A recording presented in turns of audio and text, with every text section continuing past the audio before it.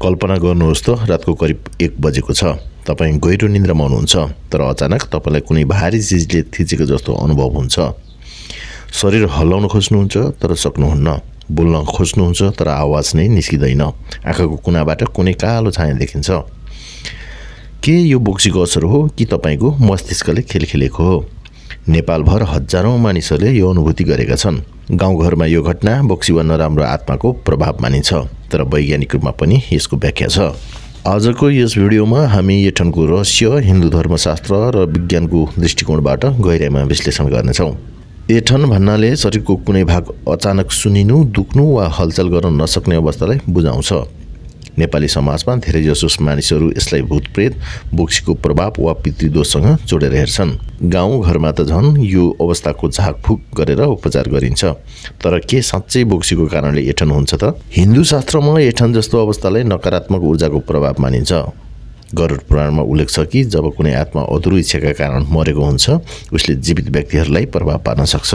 त्यस्तै तन्त्रशास्त्रमा भनिएको छ कि यदि कसैको ग्रह दशा कमजोर छ भने उसलाई नकारात्मक शक्तिले सजिलै प्रभाव पार्न सक्छ। विशेष गरी राहु र केतुको प्रभाव परेको बेला यस्तो अनुभव हुने बताइन्छ। त्यही कारणले हाम्रा पुर्खाहरूले सुत्नु अघि मन्त्र जप्न, तुलसी राख्न वा गाईको गहुँत छर्न सुझाव दिएका थिए। तर विज्ञानका अनुसार एठन स्लिप प्यारालाइसिस, निन्द्रा पक्षघात हो। हाम्रो निन्द्राको एउटा चरण RAM sleep, rapid I movement हो, जसमा हाम्रो शरीर लगभग अचल अवस्थामा रहन्छ। तर जब हाम्रो मस्तिष्क यस चरणबाट अचानक बिउजिन्छ, शरीर अझै अचल रहन्छ, तब यस्तो अनौठो अनुभव हुन्छ।